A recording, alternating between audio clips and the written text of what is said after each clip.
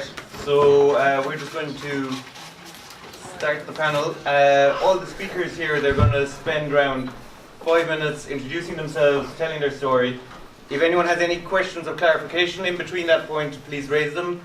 But then we'll leave a question and answer session at the end, or we'll have a fair amount of time for that. So with that, I'll introduce you to Morgana. Hi everyone, my name is Morgana and I'm the international coordinator of Youth Rise. This is my team, you can see them around. And I'll start with a short story. It comes from my country, but then I'll tell you about the broader context of what happened. So what happened last year in my country, and this is a new experience, and I come from Lithuania. We had, for the first time, the drug use criminalized a year ago. Since then, 1,000 criminal cases were opened, more than 1,000 criminal cases were opened in Lithuania. And I can tell you the profile of the criminal, that would be more often he than she. Around 17, 18 years old. And how heavy is the crime? 5 grams of cannabis usually. So our government says you have to know what is awaiting them. And I'm here today to say that we do know what is awaiting us. Most probably a little bit less opportunities with a career. Might be a short holiday in jail, starting from 2 years to 10 years, depends. And also a break in our studies and in our development. So these are several cases from my country. Emil, a 17-year-old, he identified himself as a future programmer, had good results at school, ordered 5 grams of hashish online and was charged with drug trafficking. Laura, a doctor-to-be, 19 years old student, shared cannabis with a group mate, was charged with drug dealing. Milda is a student in Academy of Arts. She had an ecstasy pill in her pocket. She was detained, taken to the police office. She was charged with possession.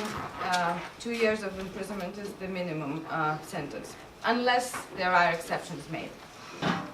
But the question here is the clash between the youth and the situations when this happens, and the clash between the youth and the police. The police thinks they are saving us from perhaps bigger harm. So the experience of being knocked to the ground, handcuffed, interrogated, searched all over, threatened, forced to cooperate, leaving the police office having betrayed 3 or 4 of your classmates, and going home wondering, am I a criminal? Am I? And why is this system so passionate about convincing me that I am? So then years later I meet my colleagues, and it seems that in countries so different as Nepal, Pakistan, Indonesia, Ireland, born at a similar age, we experienced very similar things. So then I asked Ishwor, I was like, did you feel a criminal?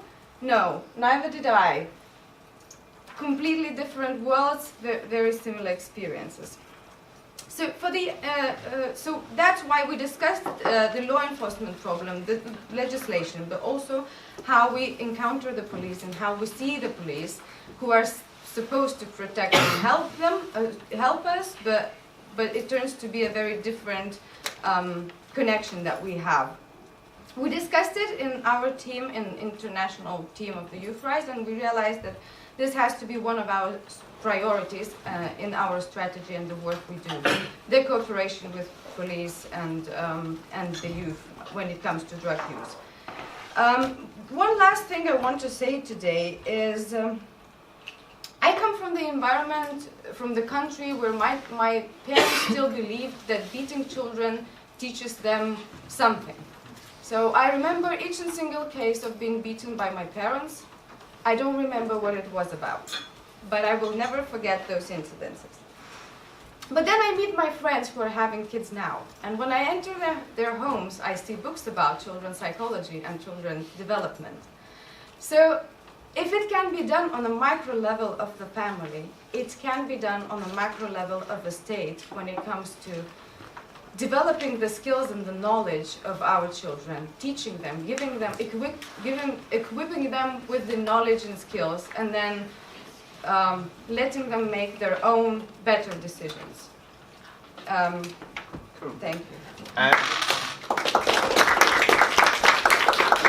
Is there any point of clarification for Morgana? If not, then we'll go on to Ishwor.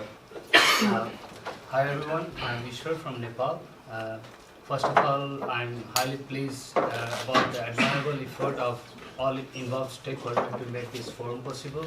Also, it's a great honor of mine to be part of this prestigious event. Talking about youth experience on law enforcement in Nepal, I will start with a small story of Buddha. Hopefully you know him.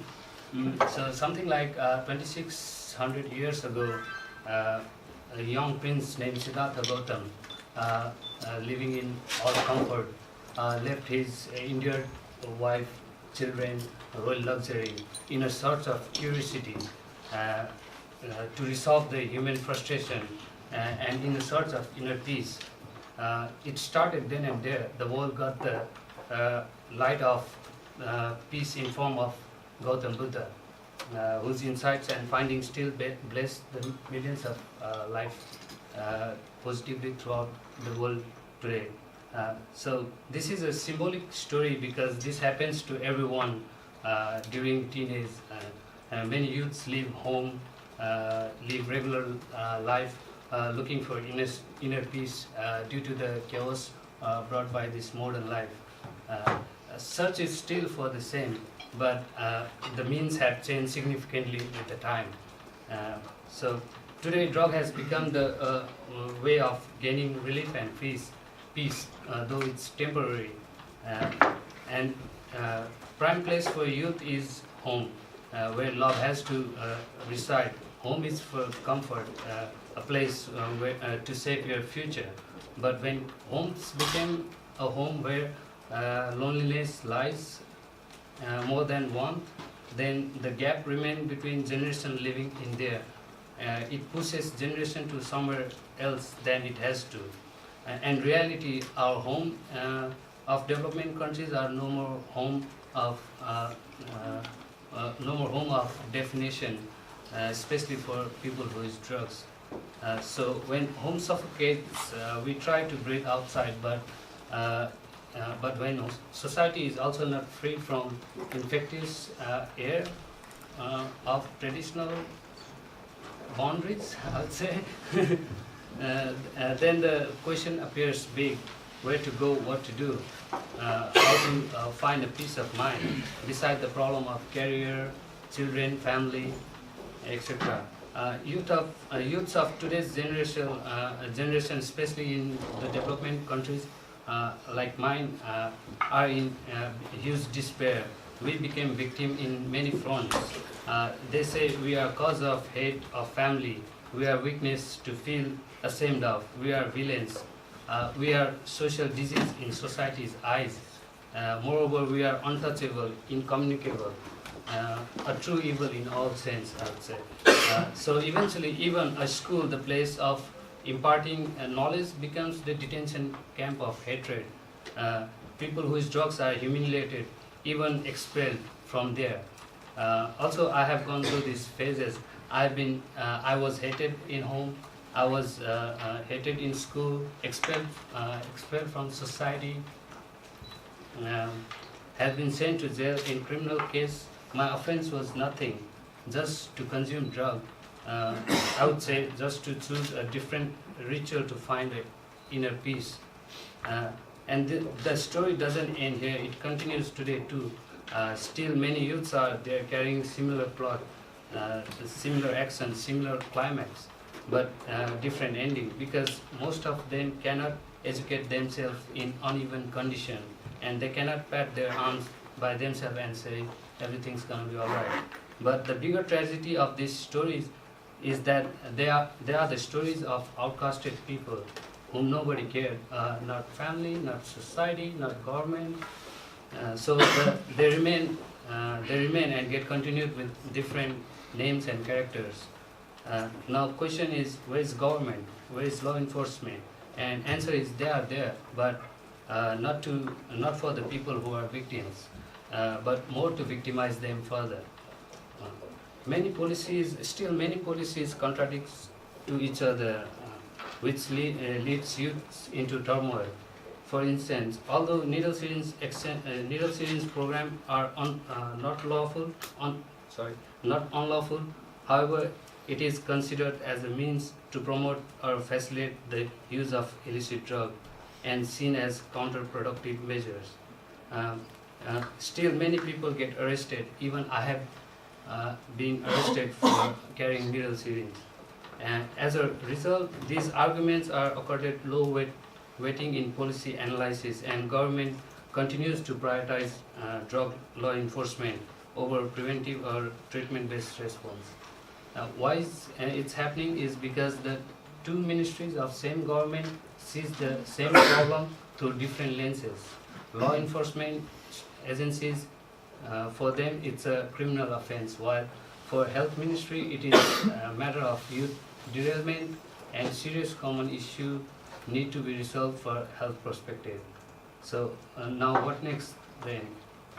I believe we need to play as a bridge to educate and support people who use drugs, their family, and even law enforcement agencies to form and implement policies effectively.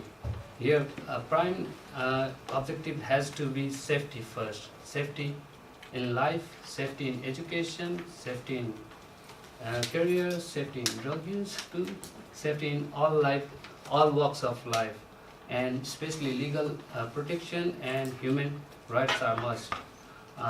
Nothing we need more in our policy, just an environment where people who use drugs can live and talk about their life and problem openly with everyone. By sharing and giving care and creating an environment based on love and compassion, not stigma and discrimination.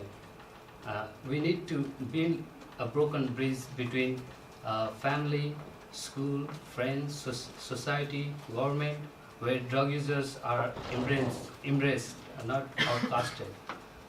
So I personally believe and I'm confident that it is possible. The story of Buddha can complete today too. The circle has to be made with connecting dots of many stories of present Buddhas. Thank you.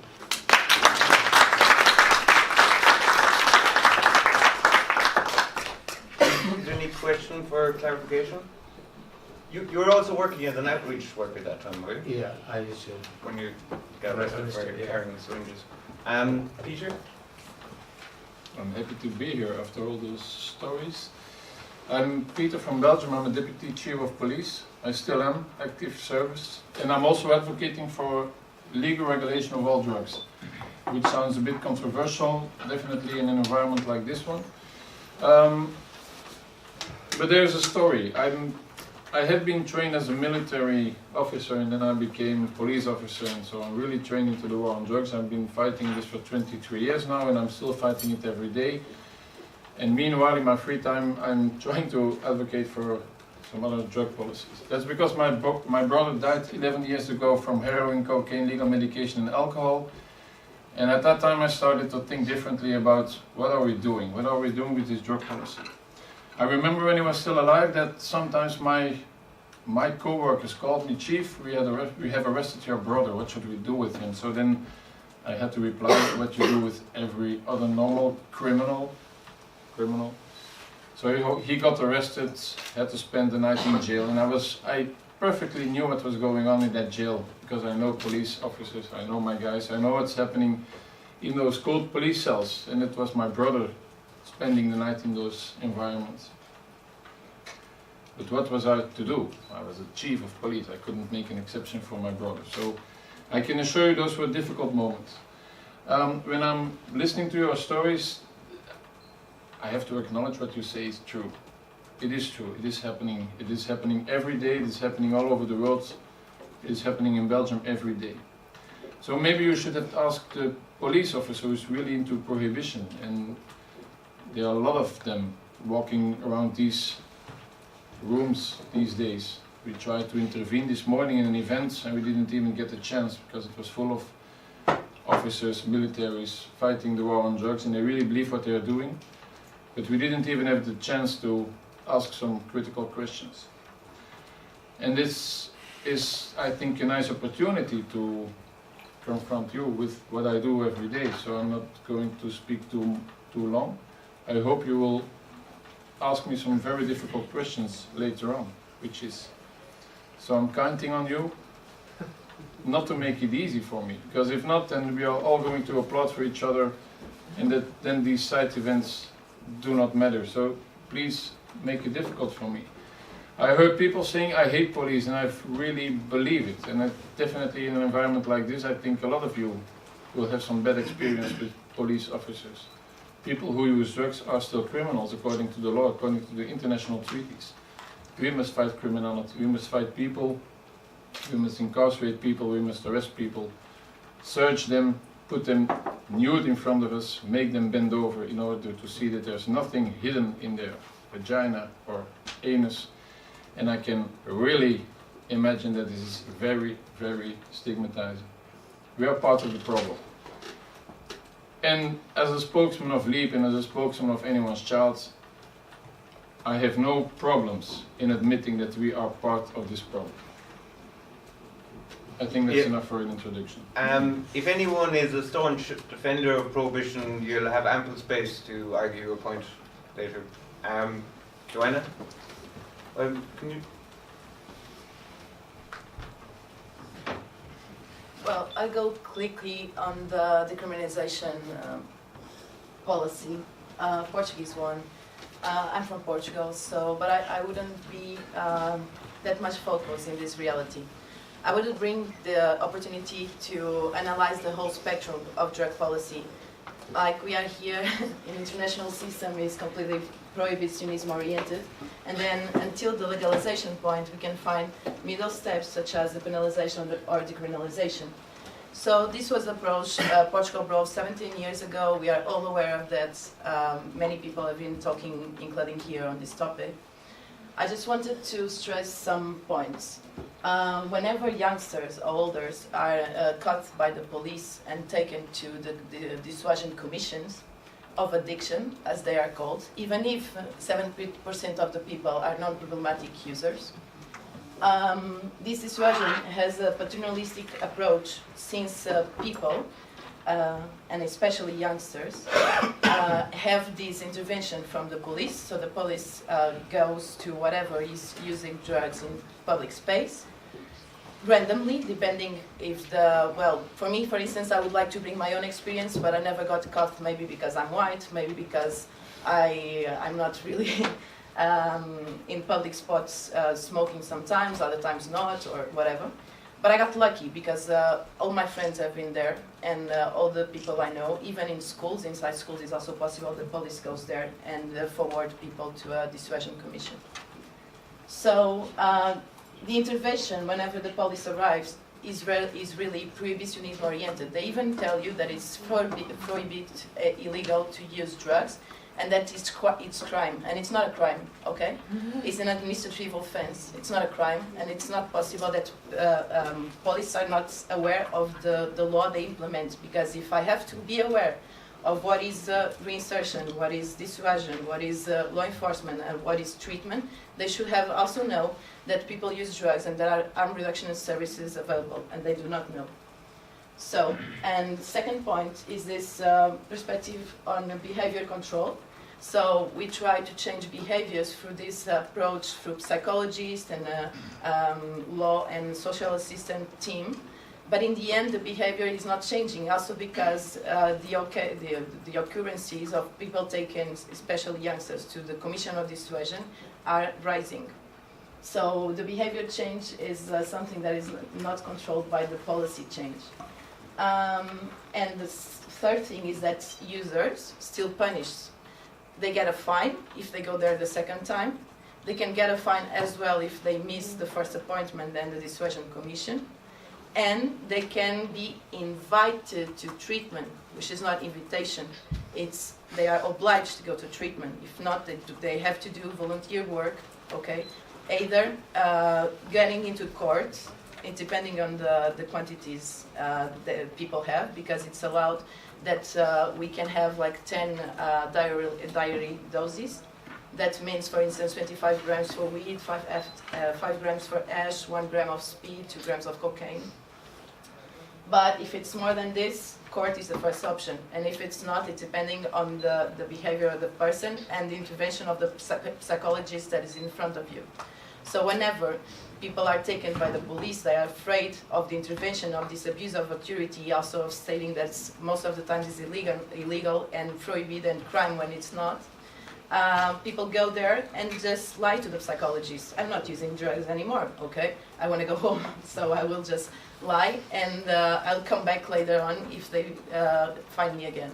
And that's how it works, and it's the stories that I have also with me. I have this story from Patricia and guests that were caught on the going out from Boom Festival, and they had 2 joints with them, and I think 1 gram of speed, and they were taken to the police station, and they stayed there until going to the Commission of Dissuasion. So it's possible that people get stuck in the police stations too.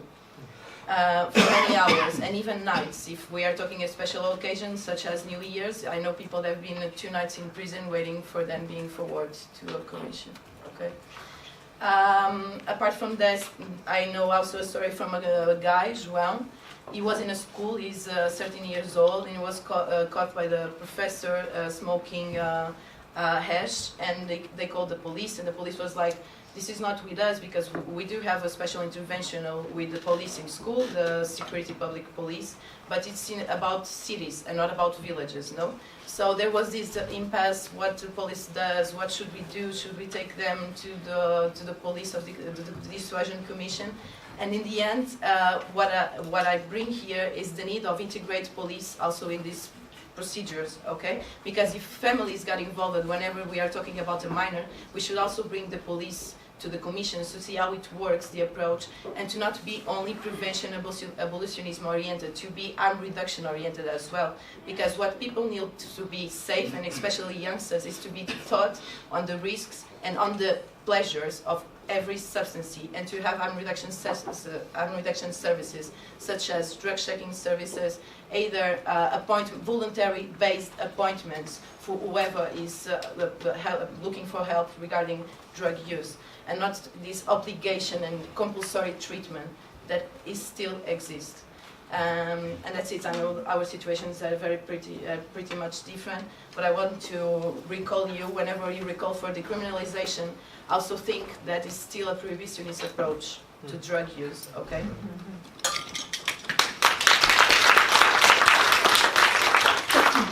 Any question of clarification before? All right, Nick. Hi, my name is Nick Crofts. I'm an epidemiologist. I can't work without PowerPoint, and I've never spoken for less than about 30 minutes in my entire life, so 5 minutes is a challenge. I wanted to start with a quick story, which is the other end of the spectrum of the stories that Morgana talked about. I worked a lot after the American war in Vietnam. A lot of refugees came to Australia from Vietnam. And I worked a lot with those young people who came as infants and children and grew up in Australia. And I have one particularly in my mind who stands for them, a bloke named Zung. At the age of 15, he finished his formal schooling. He was effectively illiterate in both languages. He had suffered racism every day of his entire school life. Whatever else you hear about Australia, there is still a lot of racism inherent in Australian society. At the age of 15, Zung is facing one of 2 futures. On the one hand, he's unemployable. I find that an impossible situation to empathise with. I cannot think of what being unemployable would be like. Meaningless to society. He's got a future. He might get menial jobs. He might eke out an existence, but it's a pretty powerless one. On the other hand, there's a trade offering to him, which he makes $5,000 a week. He has status, $5,000 tax-free. He has status amongst his peers. He has business to do and occupation. Every now and again, he has to go for a 3-month holiday in a holiday centre in the country where the food is great and the gymnasium is good, and he can make more business contacts and get better at his business. Is he in any way irrational to have chosen the second route, the route of heroin, the heroin dealing business? I don't think he's irrational at all.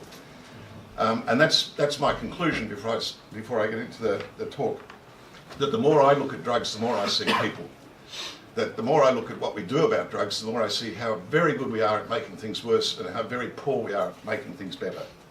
Where do I aim this when I press it? There. I'll actually talk about two quick case studies. Again, as an epidemiologist, an academic, I can't work without this sort of thing. But just two quick ones. This is a very recent one. It's about to come out in the Harm Reduction Journal, looking at street-involved youth who use illicit drugs in Canada, and looking at the reasons that they go to hospital and the very high rates of illness and trauma that they suffer. This is a study from some time back, 20 years back, that I did in Melbourne, looking at how young people started to use drugs. Particularly, I was interested in how they started to inject, because I was looking at the epidemiology of hepatitis C at the time. But a lot of them started with using amphetamines and then moved on to using heroin. And our national drug strategy at the time, the preface of our national drug strategy in Australia started with the exhortation that we must stop drugs from destroying our children's family and school lives. What we found with these 300 was that by the time they came to drugs, their family life had been well and truly destroyed. Their school life had been destroyed. Their schools, they were talked of as school failures. They weren't school failures, their schools failed them. They had a high rates of experience, of adverse childhood experiences, mental health, homelessness issues.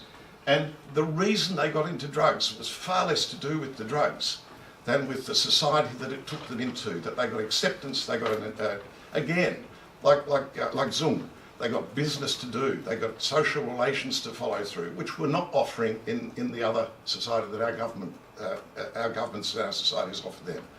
Lesson being that if we look at the drugs, we miss out on all the other things that are behind the drugs with young people, when young people get involved in drugs. I'm very clear that the majority of people, young people who use drugs, do not have problems with them unless we get interfered and unless we interfere and make them have problems.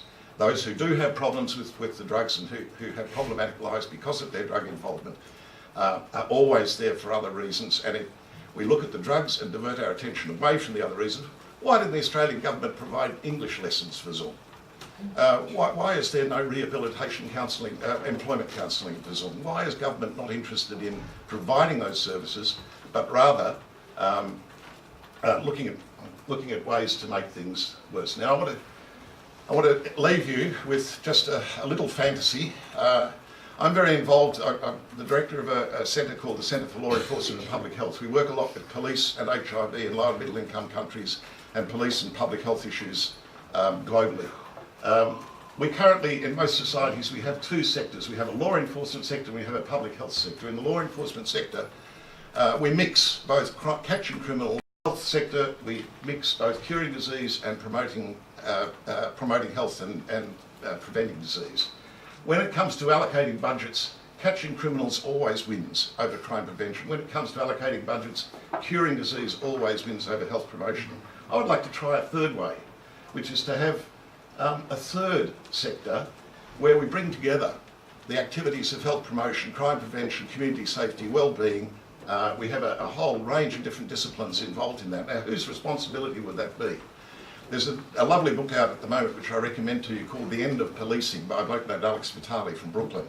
And he argues that over the last 40 years, police responsibility has grown so enormously in so many parts of life that police should not be in. There's a huge overreach in policing services. And he says police should get out of those areas, out of drugs, out of mental health, out of all sorts of different areas. I don't necessarily agree. I think there is a role, but I think the role is around partnerships. And I think there are a lot of efforts in many parts of the world now looking at different ways of restructuring the activities of police and public health to bring them together to look at effective, humane, human rights-based and evidence-based ways of tackling these issues. I didn't time myself, so I don't know if it's 5 minutes or not. Any points of clarification for Nick? I'm gonna, because we're short in time, I'm just gonna ask one question and then I'll open to the floor.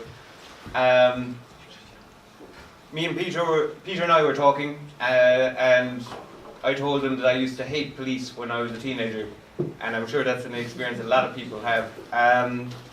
And also at the same time, there is this tense relationship with ethnic profiling. So I'd like the panel to explore, why is there such a bad relationship between young people, and how do we go about improving that in the future? Who wants to? Peter, would you like to start? It's a bit difficult for me to speak out here because on the one hand I'm advocating for other drug policies and that gives me the opportunity to speak out for what I'm not supposed to. And in Belgium they don't want me to do this. So I'm off duty right now. Would I be in duty, then I would speak to you about community policing, you know, the role of policing in maintaining democratic values and blah blah blah, and the security issue. And I completely agree with what Professor Crofts says. I think I recall, I think it was you who said yesterday evening, does youth need specific policing? And then I said, why does youth need specific policing? Why should there be a specific kind of approach by police towards youth? I think we should police public life. What you're doing in your free time, frankly, I don't think we should get involved in that. Once you start driving a car completely under influence of any substance and you're jeopardizing my security, then I think I should intervene. I think the public space needs policing. And what you do in your private life, if it's not a criminal act, but using drugs is something, there's no victim involved unless maybe yourself when you're having some riskful conduct. If you're only harming yourself, you're not harming anybody else, then frankly I don't think police should intervene by whatsoever mean. So I really comply with what the professor was saying. However, I don't think police should be involved in too many issues. If I'm looking at the Belgian state and even the European situation, police has always a voice in any societal matter. When it comes to terrorism, psychiatry, there is no issue where police has no voice, and I think we have too many voices. There are some fields where we have expertise in, and let's stick to that expertise. Do not get mixed in fields where we do not know shit about. When it comes to drugs, there's a lot of policemen who are so-called experts. I don't think there is any expertise in police. We know the law and we know the ways drugs are smuggled. That's what we know. We don't know shit about why people use drugs, what effects have drugs, what products should be combined or should definitely not be combined and so forth. That expertise is not in policing, but we have always a voice, and that is, I think, something that we should work on. Just as a follow-up to that, you mentioned partnerships as being the way forward. Could you comment a bit more about what those partnerships would look like? Sure. Well, there are a lot of places, jurisdictions all around the world where people are making efforts to bring multi-sectoral approaches to problems that are complex and involve all sorts of different. The best example I can use to illustrate is the Dutch police have a thing called the Amsterdam police have a thing called the Top 600 project. At the end of each year, they look back and they look at who used the most police resources in the preceding year, take the top 600, and then throw everything at them: housing, employment, counselling, whatever. What are the reasons why you're coming back to the criminal justice system and using police resources? If you do that, on the other hand, on the health side of things, and look at the people who are using most ambulance, most accident emergency, most primary health care, whatever, in the same period of time, they don't map onto each other, but they overlap a lot, which means that there is something down here that's leading them both into criminal justice involvement and poor health, and then there's feedback between those two areas too, which means we should be operating down here, not up here and not up here, but down here. That's where the partnership needs to happen. Experiments are being made in things like mental health partnership in lots of parts of the world. In lots of parts of the world, police respond to somebody having a mental health crisis and the person ends up dead. That's a far, far too common issue in many, many parts of the world.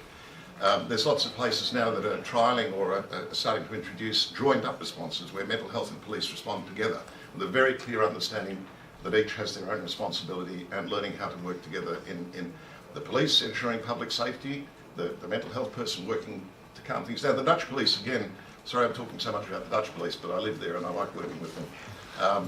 They have a thing called an ambulance specifically for transport of people in that situation, because they found that if everything's settled down, the person's then put in the back of the patrol car, everything arcs up again. They unfortunately call it the psycholance, which I've tried to explain does not sound all that good in English. But partnerships around mental health, partnerships around issues around domestic violence. There's some very, very good initiatives going on in different parts of the world to look at the diversion, pre-arrest diversion, post-arrest diversion, all sorts of different diversion programs so that people are moved out of criminal justice into health system.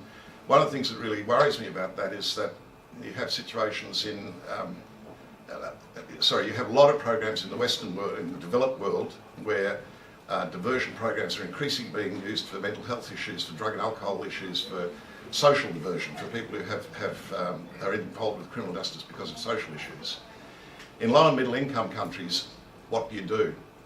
If the police want to get involved in a diversion program, but there is no community-based mental health or community-based drug and alcohol, what do they do? We work with police in those sort of situations, and the police often, and I mean often, the ones that we work with, would like to be able to do that. So they become proponents and advocates for development of community-based mental health and development of community-based drug and alcohol systems. That's a few small points about development. Just also the point that discretion is a great power to have as a policeman, and Nick's organising a conference on law enforcement and public health in Toronto for anyone who might be interested. So with that, does anyone have any questions? Go on. Oh, sorry. My name's Ishwor. I thank you all for speaking. My story is when I was 17, the state of Texas gave me 5 felonies for drug and alcohol abuse in one evening. And I found myself in 12 Steps of Alcoholics Anonymous at age 15. And because I was white and my parents had money, I only spent 5 days in jail. And I was sent to treatment for about 1.5 years, and I know that when I came out through the 12 steps and that program, I believed in complete abstinence. And in hindsight, I'm 26 now, and my experience now is not complete abstinence. It's I've found another way to start integrating these medicines into my life in a healthy, respectful way, responsible way.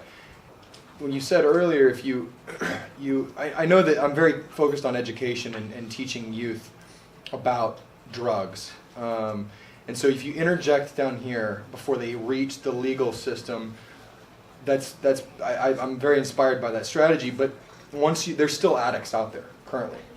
And once they hit the legal system, not everybody gets to have the same experience that I might have had.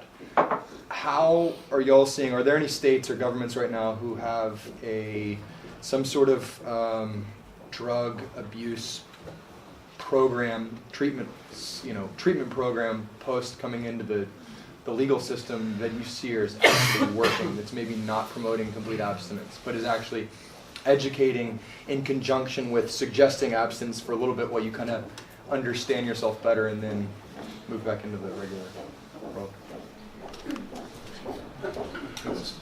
I would only add that it's important that civil society, whatever, bring up some knowledge and also train the police, because this relation. If we have to know the law and what is above us, they should also know the reality below their authority.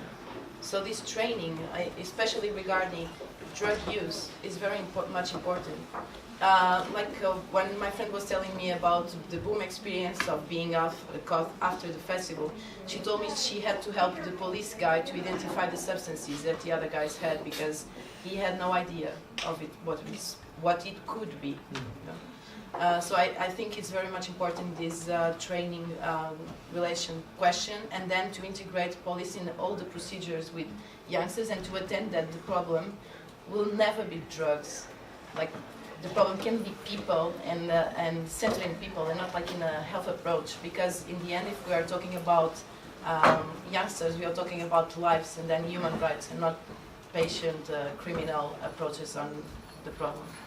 And also it has to be said what our colleagues in SSDP were saying with their peer education model, just say no, and we have like the value of peers in educating and is it can't be understated. Do you have a question on the second group before I... Yeah, just a quick one on Portugal. It's often heard said that with decriminalization, a new philosophy came about moving away from abstinence and promoting kind of manageable drug use, and that's what's promoted through the dissuasion commissions. Do you think that's just not true or not implemented or different from youth and I mean, I added that shortly, because in Italy we had also the criminalization, but it was not the penalization. We had lots of cases which is even worse than going to jail. So, yeah. And then one more question for the panel. If I think Switzerland has a program where the police kind of drug check what drugs that they seize and then publicize that information sort of like as harm reduction. Are there other police efforts in different countries that are involved in similar? There was a rash of, there was a substance being sold on the streets of Amsterdam recently that purported to be cocaine. It was in fact very, very pure heroin, and there were quite a number of deaths associated, particularly British tourists. And I got off the train one day at the central station, and there's the big board saying, "Be careful what you're buying on the street." It's whatever. There's been drug checking going on in different circumstances in Netherlands for quite some time. Why more don't do it? I have no idea. There's absolute common sense in it. Does anyone have any prohibitionist views or anything that sort of counteract It this? just went out.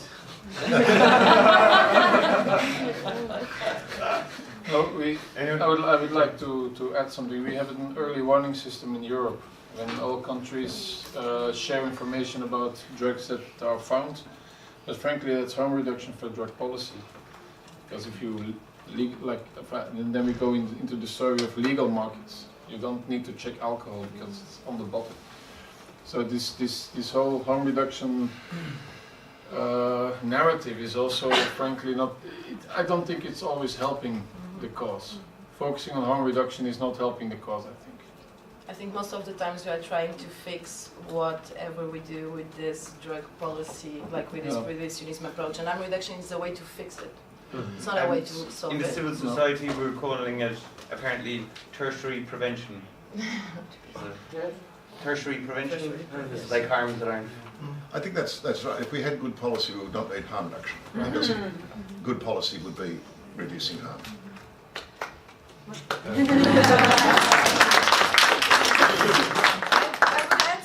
That you have these stickers on your tables, And it's already here too. and they are about evaluation of the last decade and of the results achieved. And we are waiting for that evaluation. We hope that in 2019 we'll have some results, and then the future will be based on that evaluation. So, and the sticker is transparent as we expect it to be. I'm also from Youth Rights from Czech Republic, and actually right now we are going to focus on drug checking because although Czech Republic has partial decriminalization, which means quite liberal drug policy, the government wants to support drug checking, but the law enforcement bodies are against because the law does not allow to manipulate with the substances, so it will have to be covered under the research, but they are strictly against it. And even there used to be a research, there used to be an ongoing program, they shut it down with saying if you're going to continue, we're going to put you to jail or we will make you big problems. And now the question is opened again, and with the government support, but there is a discussion with the law enforcement who is following the law. So, yeah, maybe we should also think of how to change some laws. Cool. Thank you very much.